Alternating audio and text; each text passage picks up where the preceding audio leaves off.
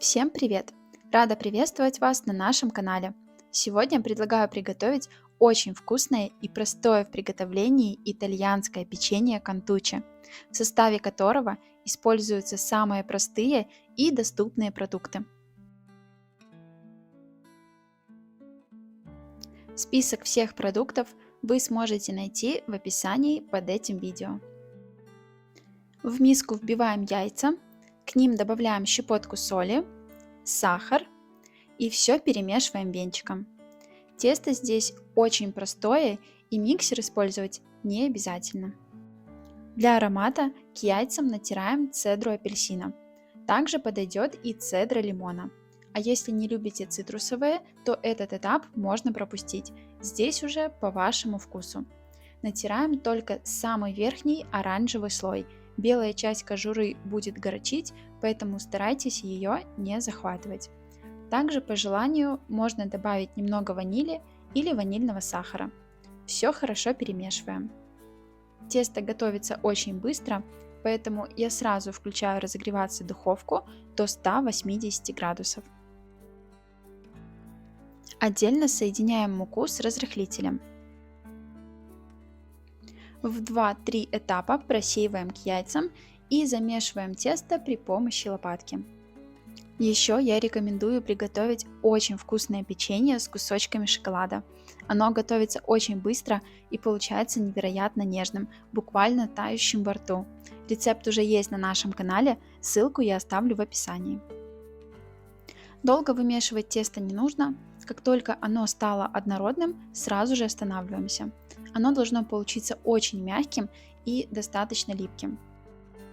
В такое печенье, как кантучи, обязательно добавляются орехи и сухофрукты. Сегодня я использую грецкие орехи, цукаты и изюм.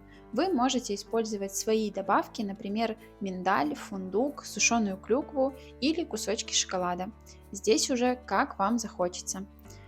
Высыпаем в тесто и хорошо вмешиваем.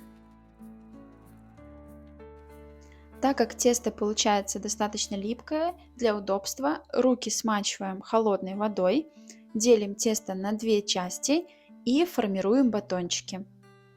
И перекладываем их на противень, застеленный пергаментом. Влажными руками можно подправить их форму. И дальше отправляем их выпекаться в уже разогретую духовку до 180 градусов на 18-20 минут. Заготовки должны подрумяниться и схватиться.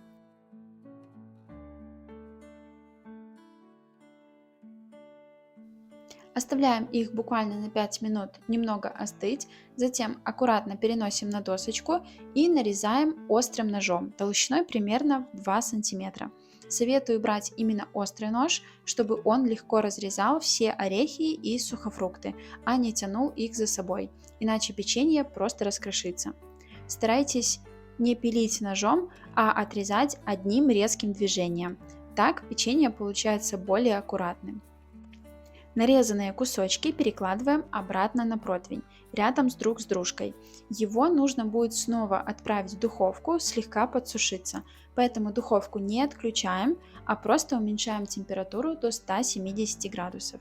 Берем второй батон и точно так же его нарезаем.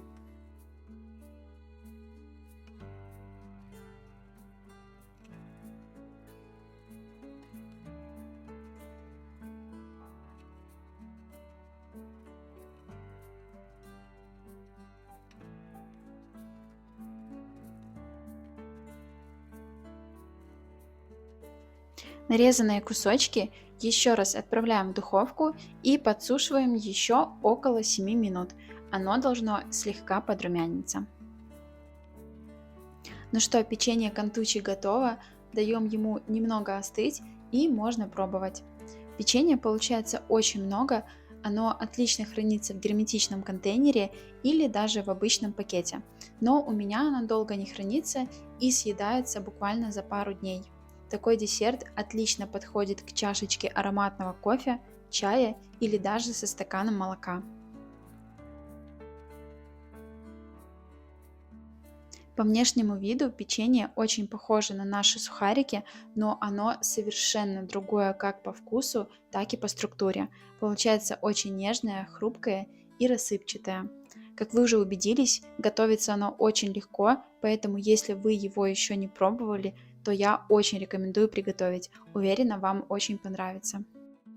Обязательно сохраняйте рецепт, делитесь им с друзьями, и я буду очень рада, если вы напишите в комментариях свое мнение об этом рецепте. Также в шапке нашего канала есть почта, куда вы можете отправлять свои результаты. На нашем канале каждую неделю выходит новое видео простых, домашних и вкусных рецептов. Обязательно переходите и подписывайтесь. Я желаю вам приятного аппетита и удачной готовки!